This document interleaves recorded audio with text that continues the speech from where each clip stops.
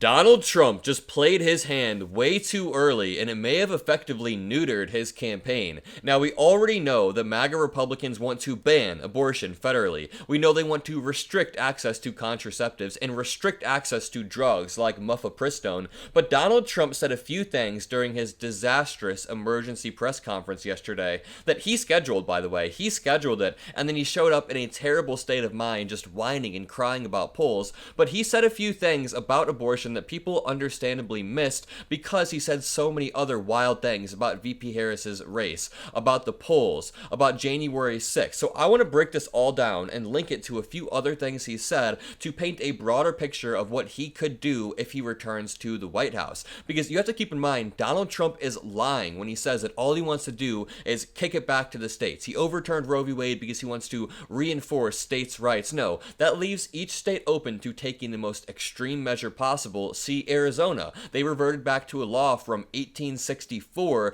just totally barbaric, and that is what Donald Trump and the MAGA Republicans want to do, along with banning access to a bunch of other drugs. In this clip, for example, from a few months ago, Donald Trump is asked, do you support any restrictions to a person's right to contraception? Donald Trump doesn't say no. He says, we're looking at that. He says repeatedly, you'll find it interesting. You'll find it interesting. We're looking at that. Donald Trump, I don't think he knows what the word contraceptive means. And that'll tie into this next clip right here. But first, watch this. So related to this is the whole issue of contraceptives.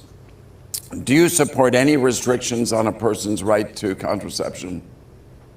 Well, we're looking at that, and I'm going to have a policy on that very shortly.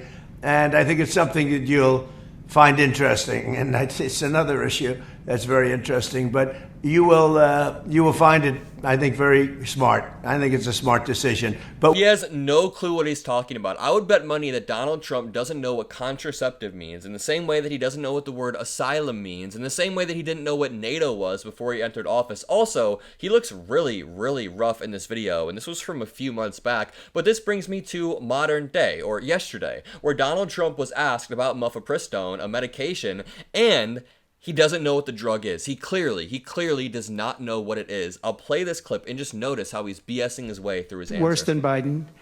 And she's actually not as smart. Okay? She's actually not as smart. That's hard to believe, isn't it?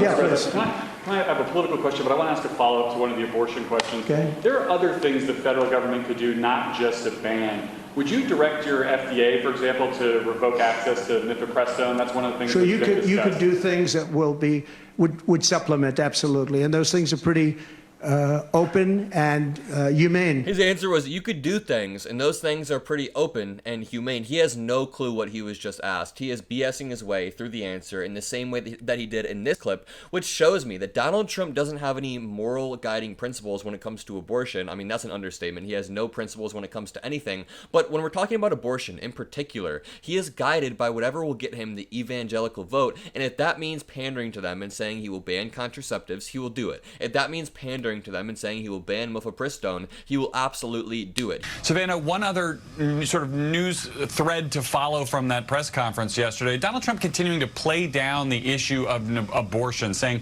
he doesn't think it'll be a big factor in November, and claiming, as he's done many times, that the majority of Americans supported the overturning of Roe v. Wade. That's something the polling says he's just wrong about. He also suggested that he would be open to banning the use of mifepristone. That's the key drug used in a medication abortion.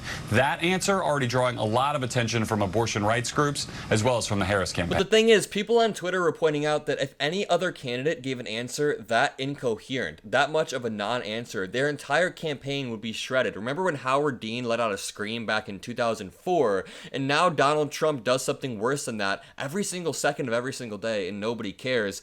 Garrett Hake said, here's my full exchange with former President Trump on mifepristone. I understand the questions at today's news conference were very hard to hear, but this went viral with over 1 million views because people were pointing out Trump doesn't understand what the drug is, and that is only reinforced by reading this.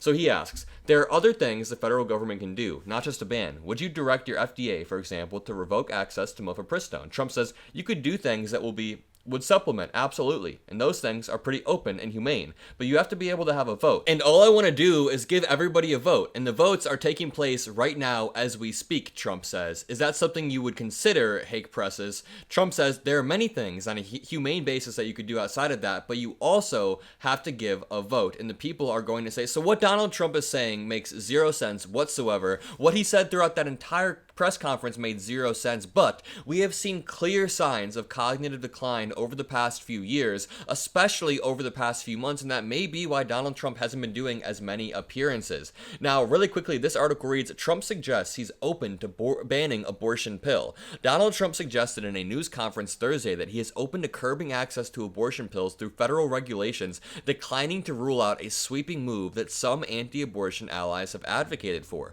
Trump has previously praised a Supreme Court ruling that maintained access to the key abortion drug mifepristone, saying, quote, I agree with their decision to have done that, and I will not block it, but the GOP presidential nominee muddled his position at Thursday's news conference at his Mar-a-Lago club, and I'm incredibly excited to see the Harris campaign turn that into some ads. Now, a lot of the media attention got diverted away from VP Harris and Tim Walz while they were speaking in Detroit because Donald Trump held a dueling press conference, very intentionally so. He wanted to drag attention away, so I think it's really important that we show some clips of Tim Walz and VP Harris killing it. Make sure you leave a like on the video if you agree. This is what we know.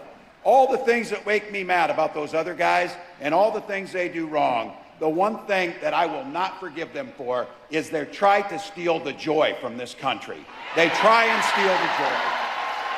But you know what? You know what? Our next president brings the joy. She emanates the joy.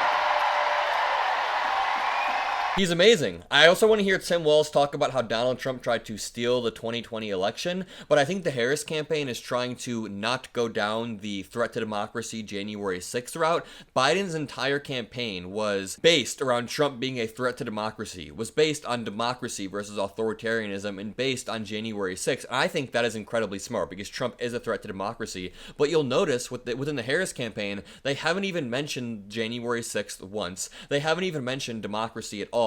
They haven't mentioned 2020. They're just going with a forward-looking message and saying, we don't want the weirdos, we want the cool people. I do want to hear Tim Walz kind of dig into January 6th a little bit, but I guess it's not as popular with swing voters as other stuff like the economy. By the way, we got about 91 days, and I keep telling people this, 91 days. My God, you can do anything for 91 days. 90. Christ, I haven't slept in 24 hours. You know why? We'll sleep when we're dead. We'll sleep when we're dead. Get it going.